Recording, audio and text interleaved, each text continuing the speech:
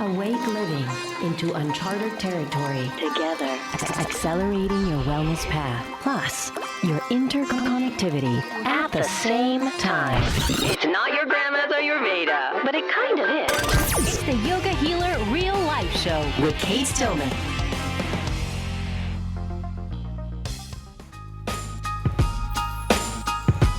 Do you want a better understanding of how your body works best? Are you curious about how you can help yourself or others heal with the ancient wisdom of Ayurveda?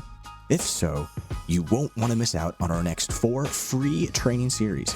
We've teamed up with 4 mentors from our Living Ayurveda course to teach you how we use Ayurveda to heal ourselves, our families, and our clients.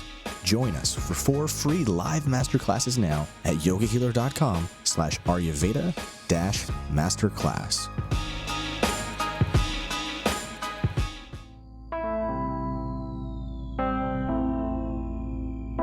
Hello, everyone. It's Kate Stillman with yogahealer.com, and I'm here with Kevin Kramer of Cryotherapy.com. And because cryotherapy, we're just saying, is kind of new to most people, I'm going to spell that. It's Cryotherapy, so uscryotherapy.com. And Kevin, this is kind of huge. Like, you got into this game way before most people, and so you're responsible for like the US cryotherapy corporate, which is a big deal. So I'd love to hear, let me say one more thing before I turn it over to you. The way that we got connected was your wife, Megan, is in yoga health coaching, and we met at the retreat and we started talking, and she's like, do you know that my husband's like the dude for US cryotherapy? Is like, oh my gosh, I've got to talk to this guy because I have so many questions, because I set up a horse trough, I don't know if she told you, and on my back patio, and I do cold plunges twice a day. And I've just been so I'm an addict. Like, I'm like, give me some cold, Right. I just love the focus, the feeling, the anti-inflammation, etc. So for people listening who have no idea what cryotherapy is, tell us. Tell you what it is. Well, my wife, Megan, is very passionate about it and incorporates it in her lifestyle as well. So I appreciate that she connected with you. So we started the cryotherapy industry, and it's essentially the use of cold, right? So physiologically, the body responds very well to cold shock stressors and heat shock stressors. And it's a new way of delivering that so that it doesn't, like in an ice bath where you get water permeating the skin and getting into the joints and potentially the bloodstream, which can lead to, hypothermia. You get a similar type of response, but a more thermogenic shock if you use cold air to drop skin temperature.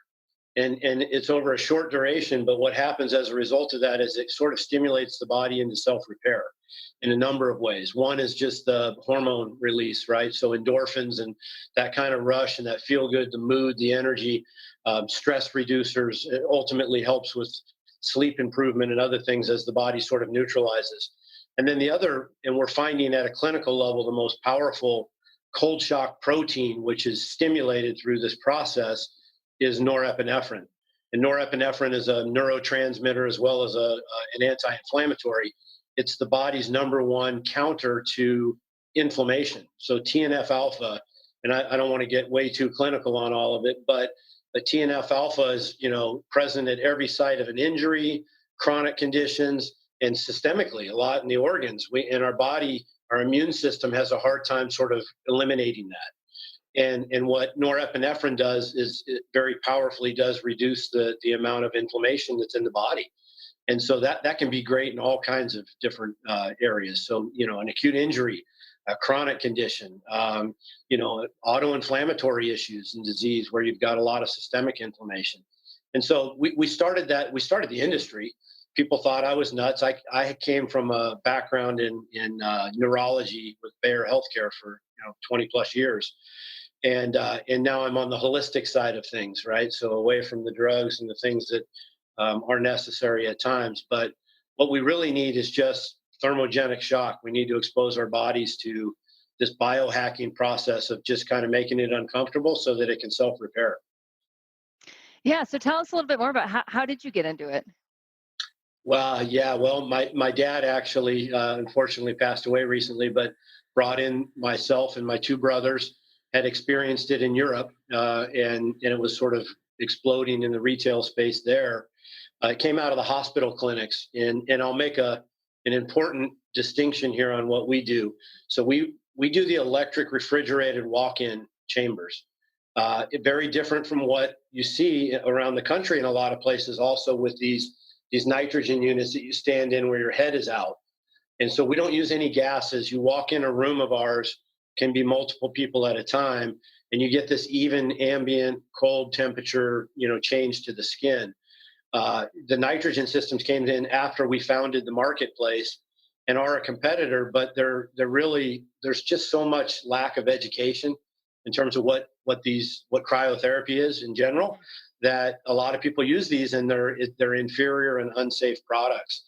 There's been a lot of injuries, burns, a death in Nevada, inhalation of nitrogen. I mean, you can name, the list is mounting, right? So I don't want people to associate cryotherapy in that form with what we do at US Cryotherapy. But back to the question, my dad found it, said, hey, we got to start an industry. We all pulled away from what we were doing, invested, and built the first center. And now we have 22 locations, and we manufacture our own products in the US. And we probably have about another 40 locations with chambers that we've sold to pro sports teams and other groups.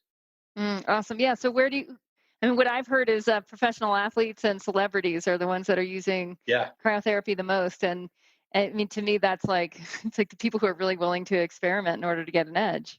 Yeah. Well, I mean, it's, they're the early adopters in a lot of the things that are health, beauty, and, related. So the athletes are looking for the 1%, performance enhancement, the recovery, and the celebrities are looking for the beauty aspects of it, of course. But, at our centers across the country, the majority of the people that are there are, working individuals, repetitive stress issues, people who want to work out and stay young, live younger, feel better, chronic pain, right? Issues. So, and we get, a pretty regular flow of celebrities and athletes through the centers as well. But the normal clientele, this is very beneficial for quality of life in a lot of different ways for everybody. Yeah. Oh, yeah. Amen to that. So can you talk to a little bit about where people are often starting with cold showers, or maybe they've heard whether it's Tim Ferriss or Wim Hof or someone that, has been saying like, hey, there's this research, I decided to try it, I've been doing it, these are the effects, and how that's educating more of the, the mainstream or the masses in terms of just some of the easier ways to get into. And I can't wait to go to one of your centers and walk into one of those chambers and have that experience. Well, so cold shock is, I mean, everyone's talking cold shock now. So it's funny, when we started in 2011, there's just no, discussion about it. But cold is really very good for the body. And if you think about it, we're designed, again, we thermoregulate. We live at, 75 degrees. And the body is designed to have a lot of temperature differential, which stimulates the immune system and self-repair and things. So we're seeing this rise of auto-inflammatory diseases. I mean, I always reference, like, do you recall celiac and Crohn's and lupus and all these things that are prevalent today 20 years ago? And the answer to that's no. And not because people, didn't thermoregulate back then, but because now we have all these added exposures to environmental toxins, foods, right? Diet, all the things that break down circulation. So the cold shock process, the Wim Hofs, I spent a lot of time with Anthony Robbins, and he talks a lot about it. And, Joe Rogan and a lot of others. I've been on a lot of different podcasts. Dr. Rhonda Patrick talks about cold shock all the time. Everyone's kind of relating the same message, which is that the body needs to be exposed to extreme temperatures to get out of that sort of normal kind of inflammation occurrence that happens. And that's what can lead you down the path of feeling better and repairing.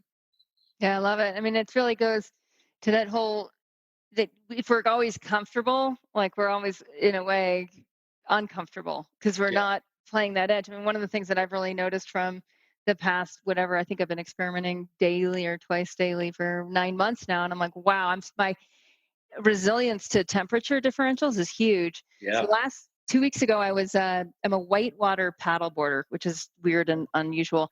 But I was in a river that was about 50 degrees. We paddled 100 miles in the middle fork of the Salmon. It's a class 3, class 4 Whitewater River, and I swam quite a bit, being on a paddleboard. And I had a dry suit on and whatnot, but just noticing my own thermal regulation, and I would wake up and jump in the river, of course, because I'm like, oh, cold water, it's right there, just jump in, and just for a minute or so. But just having that increased resilience. I have the genetic condition of Raynaud's syndrome, which is like really poor circulation. I'm like, wow, this past winter was the best ever. I'm not getting these circulation issues anymore. I'm not getting cold. I'm much more resilient skiing and being in cold rivers and all these things that I'm really starting to notice. And then the other thing is I was mountain biking this weekend. Grand Targhee right there. We have incredible world-class mountain bike trails. And I've been biking these trails for 20 years now, and I'm faster. Yeah. And I'm not training different. Like, I'm not doing more weights or running, or if anything, I'm actually doing less because I need less. Yeah. I got a couple of great comments on that. The first one is that when the body undergoes normal sort of occurrences and thermoregulates in a different way, when you're heat stressed, for example, like on your rides where you feel like you can do more, your body is regulating itself via skin, and you're using more of your core energy for performance as opposed to regulation of temperature. Oh, wow. And so if you think about I never would have thought of that. I was like, I just can't figure out why this is working. Is it less inflammation or what? Well, that's the performance enhancement part of it. So if you think about it, if you're outdoors and you're working out and you start to sweat, that's your body's mechanism of trying to cool and thermoregulate. You're using a lot of your energy supply to regulate your core temperature. And so, and you're absolutely right. The more you expose yourself to extreme temperatures, we see people that we've a center in Scottsdale, it's 120 degrees at times. But if you're normally going in and using the chamber and the facility, then when you go out, you don't notice the heat so much because your core temperature has a different regulation status. It resets that. And so, you start noticing a lot of cumulative benefits that, it'd be crazy if someone promoted that as this is what this is going to do for you. Those are the ancillary. The short term is you feel better, you have less pain, you sleep better, you have better energy and mood. But the longer term things are the immune system, the thermoregulation, the function that just help you live a better quality life. Mm. Yeah. So when people start, tell me about I don't know what you call it, dosage, or the amount of times that you recommend people go, and for what, and how that all works. So we do have centers all around the country. We've got 22, so you can look us up online. But a normal first-time customer, we have a lot of different treatment modalities that complement one another. Our core is basically our chamber, and that's a walk-in 3-minute exposure essentially. And that drops the skin temp. And then typically you'll come out, you rewarm a little bit, maybe just on an exercise bike or something, a few minutes. And then we have localized devices that will do spot treatments. We also do cryofacials with those, which are great for the skin and the face. But, that's something that sort of targets the response. The chamber is kind of the whole systemic response. And then we have other modalities. We do hydro massage bed. We do compression therapy. We have deep muscle pulsation devices that we use. We have light stem for anti-aging and wrinkles. They all complement one another in either the wellness and recovery or health and beauty categories. So when you go into a U.S. Cryotherapy Center, you could really experiment with any different type of treatment that you want that day. You might do chamber and compression. You might do a cryofacial and hydro massage bed. But most people will come in. We recommend 3 treatments of whatever course you're going to choose to really kind of get a feel and gauge what it's about. Because, there's anybody that goes in and tries something for the first time, there's a little bit of anxiety, and it's really not that bad. I mean, I go in, I've done it thousands of times. I don't even feel cold really anymore, but I get the same response. Yeah. And like you, I'm more. We'll talk about that in a minute, but keep going. Okay. So, I mean, basically we want people to get past that first time visit where they don't know what to expect and start to get a comfort zone with the treatment. And then it's unequivocally people are, coming back, giving us their testimonials. I slept great for the first time in, a year and a half. My knees didn't hurt when I woke up this morning. Whatever it is that ails or restricts you from being yourself. As we age, that becomes more and more burdensome. So we get tons of great testimonials if people start using it sort of routinely. And we suggest about 2 to 3 times a week. And is the 3 minutes, or does it lengthen as people get more experienced, or is that basically all they need? Well, yeah, it's a good question. Everything we do is based on skin temperatures, and everyone starts for that baseline treatment at 2 minutes and 30 seconds. And then our technicians will make adjustments based on that body type and what happens with their skin temperature drop up to a maximum of 3.5 minutes. So nobody And would how go much does longer the than- skin temperature drop? I'm so curious. It'll drop about 35 to 45 degrees during the exposure. Yeah. Yeah. So sure. it's extreme shock. I mean, it essentially tricks the brain into thinking this is extremely hypothermic. And we Yeah. need to protect by heat exchange by drawing all the blood from the extremities into the core to protect the vital organs. But in reality, that temperature is not really penetrating much beyond the skin layer. So you don't drop the core temperature, you're just shocking the skin and tricking the brain. Wow. And I just want to, for everyone listening, like you have some story, like there's some historical context you have in your ancestry for this, whether it's like the polar bear swim or I know one of my course members who's Romanian. She's like, we would only take cold showers. We were only ever allowed to take cold showers, and they were fast, right? Just for that. So it's like we have all this context for this. So now tell me what's happening over time, because now I'm wanting longer. Like I'm just noticing, and it doesn't feel cold. Like Yeah. like I can be in there and be totally relaxed, whereas it would have like freaked me out Yeah. even 2 months ago. But I can see my tolerance actually increasing. Yeah. I would say on a just a very regular incremental basis. So what's Yeah. your sense? Well, I mean, with water, like so in cold plunge is what you're referring to, and you're only going to get to a certain external temperature with that. Right. It might be 58, 60-degree water, whatever it is. Right. So you're going to get, a 20-degree skin temperature differential on that. And you're going to get some water that permeates the skin. Your body's going to get a little more protective in letting that water into the bloodstream. So you're going to be less, core temperature related, hypothermic. You're going to be able to stay a little longer. That's the Wim Hof concept, right? He's trained himself to be in an outdoor cold environment, almost, without any clothes on, and he can tolerate. And your body can. Like Everest.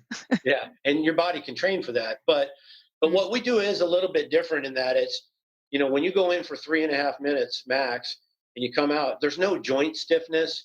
You're totally refreshed the second you get out. So there's no cold shivers or that chill that takes you a while to rewarm. Your range of motion, like if you went in with a joint issue, a shoulder problem, whatever, you're going to come out thinking, wow, this is amazing. I mean, I don't feel the pain. And so it is a slightly different thermogenic process than the use of water, but conceptually kind of the same thing. The problem is to get the desired results, like with ice bathing or plunge, you're going to have to keep increasing to keep that same benefit. The time. Yeah. Interesting. And so how long, does it stay a constant 3 minutes then, roughly for? Yeah. For cryotherapy? Wow. Yeah. You're cool. In, you're out, you listen to music while you're in, you can go in with other people, you stretch, there's, movement. You've got a neck issue, you're moving that around, whatever it is. Then you come out and we cover the extremities. We cover with gloves, the fingertips, the toes with slippers and socks. And then we'll put a headband on to cover the ears and a ventilation mask to cover your nose and also keep the warm breath there. That's the number one thing, is that when people go in this really cold room, they want to take a big, deep breath, right? And it's highly oxygenated because the molecule, the oxygen molecules are condensed in colder temperatures. So you take in this big, deep breath of oxygen, you fill up, and then people sort of like get a little concerned. They think maybe there's something they're breathing or, whatever it is. And our technicians are very good at explaining, take a good, slow, deep exhale when you go in, control breathing. If you do that, it's a very pleasant experience. But yeah, you're in there and then you dance around, do whatever you want, come out, you move around. Most people are in and out of our centers in 15 to 20 minutes. Wow, that's awesome. Yeah. So how is the technology developed? Yeah, so it's based on refrigeration technology. So, standard refrigeration gets to about minus 40 degrees Fahrenheit. That would be your, grocery store, refrigeration systems. Yeah. So this is really just exotic cold temperatures through many other stages of cooling.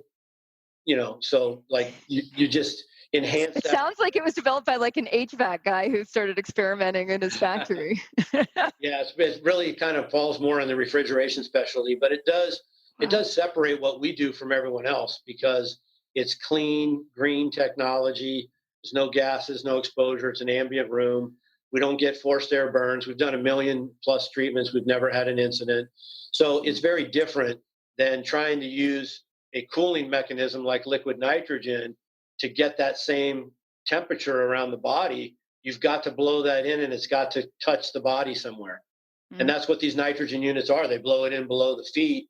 That temperature rises partway through that canister.